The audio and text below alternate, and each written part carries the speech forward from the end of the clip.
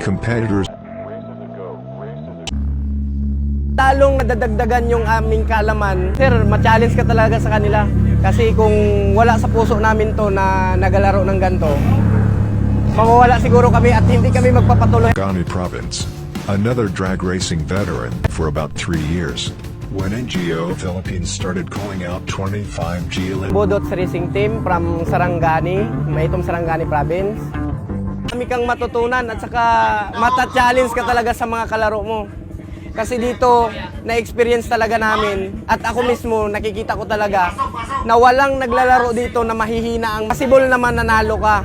Swertihan lang talaga. Sa kalayo ng pinanggalingan namin, isa yan sa nagiging challenge para sa amin na sana man lang makatungtong sa... Nainggit kaming lalo sa mga bago ngayon. Sa ngayon na laro, may timbangan na. Pinapantayan na kami sa timbang. At sa mga gamit sa loob ng makina. Tayo. Bakit anong nandito sa 25G na palagi naming binabalik-balikan? Alam naman din namin na malaki ang gastos dito, malaki yung oras na nawawala dito minsan. Minsan napapaaway pa kami sa mga asawa namin. At least,